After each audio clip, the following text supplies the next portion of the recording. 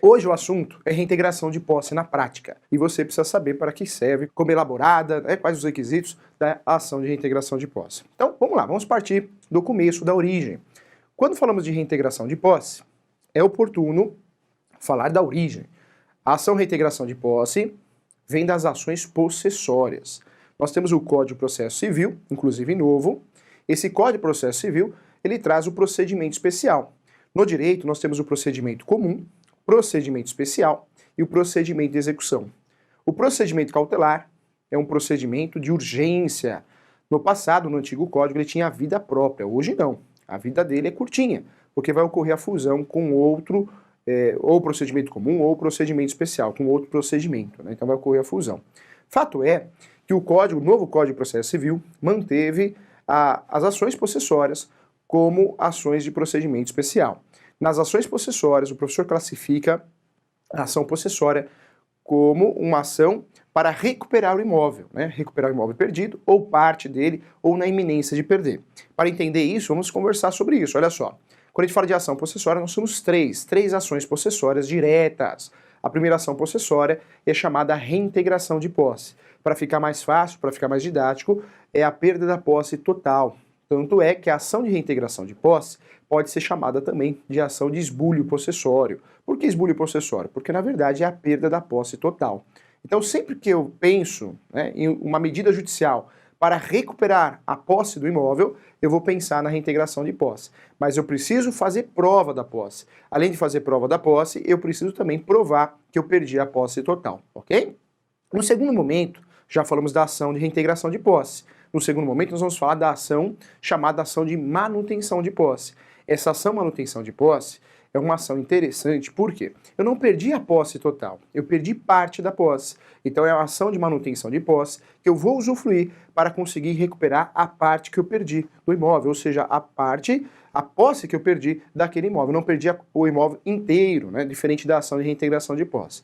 Nós temos ainda um terceiro instrumento, que é o instrumento chamado também de interdito proibitório. Esse instrumento é um instrumento preventivo, ou seja, o meu cliente não perdeu o imóvel, ele pode perder a qualquer momento. Um exemplo clássico que eu dou em sala de aula é aquele exemplo, né, um pessoal de vermelho do lado de uma fazenda, gritando assim: vamos invadir sua posse, vamos invadir sua posse, vamos invadir sua posse. Professor, tem que esperar acontecer a perda da posse total ou a perda da posse parcial? Não, eu posso utilizar de um instrumento para prevenir. Ou seja, existe uma emissão de ocorrer, uma iminência de ocorrer, né? Uma iminência de ocorrer uma emissão, ou seja, uma emissão, uma invasão, né? Adentrar na posse. Então, com isso, eu vou utilizar aí a ação de interdito proibitório para evitar o dano, para evitar a perda da posse, seja parcial ou total. Então, veja bem, quando a gente fala de ações possessórias, nós estamos falando de ações de procedimento especial. Procedimento especial são ações tratadas de forma especial. Por quê, professor? São tratadas em virtude de alguma alegação, né? Algum fundamento político, social, não interessa qual, mas fato é que o procedimento especial são ações tratadas de forma especial, ou seja, prazos diferentes, né? Requisitos diferentes. Então, quando eu falo de ação de procedimento especial, preciso tomar cuidado, porque normalmente tem algo de diferente, ok? Quantas ações possessórias nós temos no Brasil, segundo a legislação, professor? Ações possessórias diretas de procedimento especial nós temos 3. A primeira, ação chamada ação de reintegração de posse. A segunda ação, chamada ação de manutenção de posse. E a terceira ação, chamada de interdito proibitório. Essas 3 ações são as únicas exclusivas possessórias de verdade, chamadas pela doutrina como ação possessória direta, ok? O professor classifica também as ações possessórias indiretas. Hoje, em relação às ações possessórias indiretas, é oportuno esclarecer nós temos a ação reivindicatória, que o objetivo é o mesmo, recuperar a posse, mas o fundamento é outro. A ação reivindicatória, o fundamento é condomínio, e domínio que o professor fala é registro, ou seja, não adianta fazer ação reivindicatória com escritura pública e falar, olha aqui a prova do domínio. Não, domínio, quem acompanha a questão de direito sabe disso, não faz mais confusão, domínio é domínio, registro é registro, né? Professor, domínio, registro? Não. Domínio e registro é a mesma coisa e posse é posse, né? Então, quando eu falo de domínio, registro e propriedade é a mesma coisa. Domínio, registro e propriedade é a mesma coisa. Posse é outra coisa. Quando eu não tenho um imóvel no meu nome, ou seja, não aparece no cartório de imóveis, na certidão de matrícula de propriedade ou na certidão de transcrição antes de 73, se não aparece em uma certidão de propriedade no meu nome, eu não tenho a propriedade. Professor, o que você tem então? O que eu posso ter, qualquer outra coisa. Qualquer outra coisa nós vamos chamar de posse, hein? Ou nós temos o domínio, ou nós temos a posse. Quando eu tenho o imóvel no meu nome, no registro de imóveis, legal, eu tenho o domínio, eu tenho o registro, eu tenho a propriedade. Quando eu não tenho isso, eu tenho qualquer outra coisa. E qualquer outra coisa nós vamos chamar de posse, ok? Posse. Através de um contrato feito de forma equivocada, através de um contrato correto, cessão de direitos possessórios, mas fato é que quando eu não tenho o registro, eu só tenho a posse. Muita gente, o leigo, ele aparece com a escritura pública, até para o corretor, né? E fala, corretor, advogado, tá no meu nome, olha aqui, ó. Aí você olha aquela escritura pública. Então você tem que explicar. O senhor, a senhora não tem a propriedade. Como não? Tá aí, tá no meu nome. Não, você tem que explicar. Você tem que explicar que a escritura pública, quando eu falo de escritura pública, não é registro, são coisas diferentes. Professor, como que funciona o direito registral, a Lei 6.015 que trata desse assunto? Eu preciso fazer uma escritura pública para conseguir fazer o registro. Nós temos o Código Civil e existe algo taxativo dentro do Código. Todo imóvel, objeto de transação, ou seja, alienação, acima de 30 salários mínimos, eu sou obrigado a fazer a escritura pública. Quem faz a escritura pública é o tabelião. Tabelião faz a escritura pública. Eu pego essa escritura pública, após recolher os tributos, e faço o devido registro. Professor, não é a mesma coisa? Não é, são serviços diferentes, né? Escritura pública e registro. Professor, por que é oneroso no Brasil fazer o registro? Por causa disso, né? Porque nós temos que pagar a escritura pública, os tributos, e depois pagar o registro. São serviços diferentes. Registro de imóveis, registra. Tabelião faz escritura pública, ok? Quando eu tenho o registro no meu nome, a ação que eu vou usar, reivindicatória. Mas eu tenho que ter o registro, hein? Não vai aparecer com escritura pública ou contrato de gaveta que não vale, tá bom?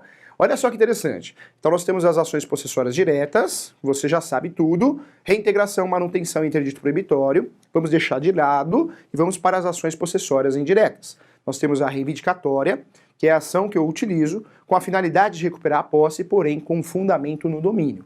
Outra ação interessante, que eu tenho a emissão da posse. Emissão da posse, em outra oportunidade, você que acompanha o nosso programa, é a ação da primeira vez. Eu nunca tive a posse do imóvel. Se eu comprei no leilão, ou ainda nos adjudicados da Caixa, e tem um terceiro morando lá, é a ação que eu vou utilizar, a ação de emissão da posse. A jurisprudência e a doutrina criou agora uma terceira possibilidade, hein? Que é a ação de resgate. O professor não sabia dessa. A ação de resgate é uma novidade, hein? O advogado atualizado, quem advoga mesmo, quem está sempre verificando, estudando, sabe que hoje nós temos uma possessória indireta a mais. Qual, professor? Ação de resgate. Ação de resgate é uma ação para recuperar o imóvel. Como assim, professor? Toda vez que eu vendo o imóvel para você e por algum motivo eu faço um pacto com você, você aceita, inclui nesse contrato de compra e venda a chamada cláusula de retrovenda ou retrocesso, como é utilizado em outros estados. Eu, incluindo essa cláusula de retrovenda, você, comprador, se eu quiser de volta, vendedor, você é obrigado a vender para mim. Eu vou até você, você comprou meu imóvel. Depois de 2 anos, pode chegar até 3, chego em você e falo assim, olha, o comprador, eu quero o imóvel de volta, eu vou te devolver o dinheiro corrigido. Você vai virar para mim e falar, nananina não. Aí o que eu faço? Vou te processar. Ação de resgate, tá? Ação de resgate está vinculada à cláusula de retrovenda, que é um adjeto especial, conhecido também como um pacto especial, ok? Quando eu falo da ação de resgate, por analogia, olha que interessante, hein? O direito atualmente muda toda hora, né? Uma mutação constante. Hoje essa ação de resgate deixa de ser aplicada somente nessa situação, no passado, e hoje começa a ser aplicada também em diversas situações. Quais, professor? Aquela situação que eu vendo o imóvel para você, você não transfere as contas de consumo para o seu nome, não transfere o IPTU para o seu nome, me gera uma multa ambiental, ou seja, eu vendi para você, mas você está me gerando prejuízo. Você fez até o registro no cartório, tudo certinho. Eu posso ingressar com uma ação de resgate contra você. Olha que mágica essa ação, hein? Deixa de ser uma ação aplicada só na cláusula retrovenda e começa a ser objeto também. É importante falar também, quando a gente fala de possessórias indiretas, falar das ações de direito de vizinhança, né? No direito de vizinhança, Professor, eu nunca entendi direito de vizinhança. Vou explicar de uma forma didática para você. Direito de vizinhança vai se resumir em 3 S: saúde, segurança e sossego. Quando eu tenho direito em relação ao meu vizinho, processar o meu vizinho, quando ele mexe nos seus 3 S, com a sua saúde, com a sua segurança e com o seu sossego. Saúde, segurança e sossego representam o alicerce do direito de vizinhança. Então as ações de direito de vizinhança atualmente também são consideradas possessórias indiretas, hein? Não vamos confundir possessória. Possessória de verdade são as 3. Mas a doutrina, de forma inteligente, encaixou essas ações perdidas no mundo jurídico como possessórias indiretas e a coisa ficou bem organizada e aí fica realmente mais fácil e didático de entender, tá bom? Outras ações importantes também que são reconhecidas como as ações possessórias indiretas, nós temos aí a ação de marcação ou divisão de área ou terra particular. É a ação do Bernardo de Mezenga. Lembra da novela O Rei do Gado, né? Um sujeito põe a cerca para lá, outro põe a cerca para cá, outro põe a cerca para aquela briga infernal. Qual que é a ação que vai acabar com isso? A ação que vai delimitar, retificar ou ratificar a metragem correta do imóvel, tá bom? Então essa é a ação adequada. Olha quantas ações nós temos. Mas vamos lá, olha que interessante. Voltando aqui. Professor, ação de reintegração de posse. Qual é o grande objetivo? Eu já sei que essa ação, ela é espécie do gênero ações possessórias de procedimento especial. Parabéns para você, hein? Quando eu falo de ação de reintegração de posse, vamos para a prática agora. Essa ação tem o objetivo de recuperar a posse total, também conhecida como ação de esbulho possessório. Posso usar os dois nomes, hein? Mas fato é que essa ação eu tenho que fazer prova da posse. Eu não posso fazer a ação possessória, muito menos a ação de reintegração de posse, sem provar que o meu cliente teve a posse. Nós temos o artigo 927 que trata sobre o assunto, 927 e 922. Os artigos tratam do assunto de posse. E quando a gente fala de posse, para usar uma ação possessória, o primeiro ponto é fazer prova da posse. Professor, como que eu faço prova da posse? Eu faço prova da posse com diversas provas. Nós temos o direito a 2 provas, as provas orais e as provas documentais. Quando eu falo de provas orais, eu estou falando da testemunha, do depoimento pessoal das partes, que é objeto de prova. E quando eu falo de prova documental, eu vou falar de 4 provas que eu posso usar para provar a posse. A prova em sentido estrito, que é tudo que é palpável, ou seja, documento, um contrato de gaveta, uma escritura pública, um formal de partilha, uma conta de consumo paga, multas ambientais. Mas eu também tenho outras provas, além das provas de documento em sentido estrito, que é a inspeção judicial do juiz, você pode pedir isso no processo, também posso usufruir da ata notorial, também posso usufruir da perícia. Então, no contexto de provar a prova, eu vou utilizar aí 2 provas do processo civil, as provas orais e as provas documentais. Provas orais, nós temos 2, testemunha e depoimento pessoal das partes, ou seja, do autor e do réu, e nas provas documentais eu vou utilizar todas as espécies dessas provas, que nós temos aí a prova documental em sentido estrito, a prova de inspeção judicial, o juiz levanta a bunda da cadeira e vai lá olhar, a terceira hipótese seria a perícia, e a quarta e última, a novidade do CPC, que é realmente CPC que eu falo, o Código de Processo Civil, o novo, que é aí realmente a situação da ata notorial lavrada por escritura pública por um tabelião, não é registrador que faz não, tá? Então cuidado. Para fazer uma ação possessória eu preciso provar a posse, hein? Se o meu cliente não tem a posse, o professor fala isso porque além de professor é advogado, atuante no direito imobiliário, se você não faz prova da posse, ó, já era, você vai perder essa ação. Você tem que provar, tá? Inclusive tá lá, tá escrito lá no Código Civil, né? Você, para usar a ação possessória, tem que fazer prova da posse, com essas provas do processo civil. Cuidado com isso, hein? Nós temos um conceito novo que o professor gosta muito, que é a posse alternada. Professor, o que é a posse alternada?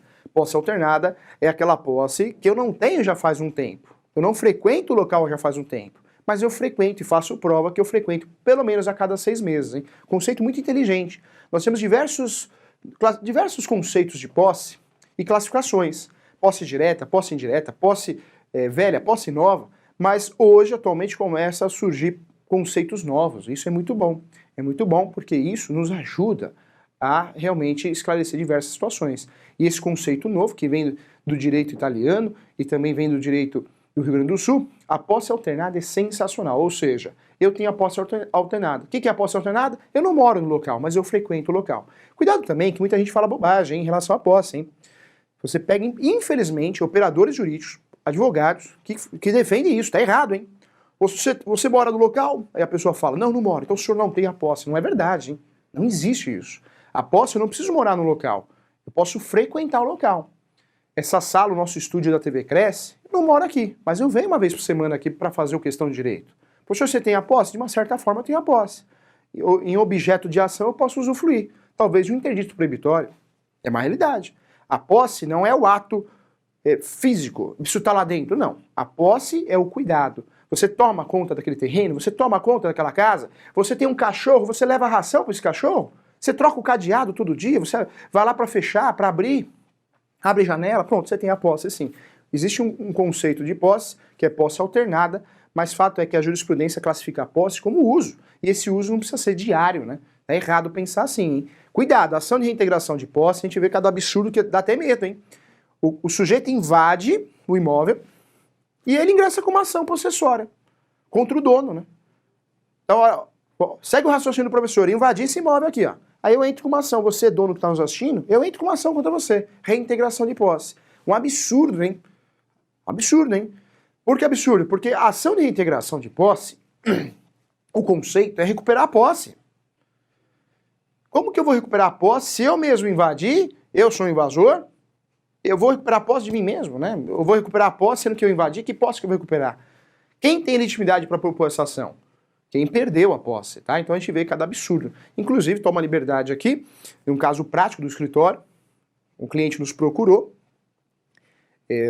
inclusive não vou falar nome, por ética, mas o cliente nos procurou, e o que aconteceu? O advogado do invasor ingressou com uma ação de reintegração de posse. Não tem sentido, porque ele já tinha a posse.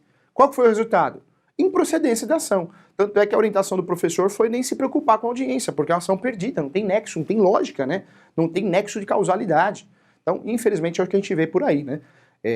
Por isso, você que assiste Questão de Direito, faça isso, se qualifique, seja um bom profissional. A gente vê muito advogado, muito corretor, mas infelizmente a classe só quer ganhar dinheiro, não é assim, né? Tem que ser consequência, mas você tem que ser um bom profissional, tá? Então, não é a quantidade, é a qualidade, tá bom? Na sua vida. Desejo a você sorte, saúde, paz, amor e tudo de melhor dessa vida, tá bom? É o que eu mais desejo pra você. Parabéns por estar acompanhando Questão de Direito. Isso faz você diferente pela vontade de vencer, né? Vontade de fazer a coisa certa, tá bom? Um grande abraço, sucesso. Tchau!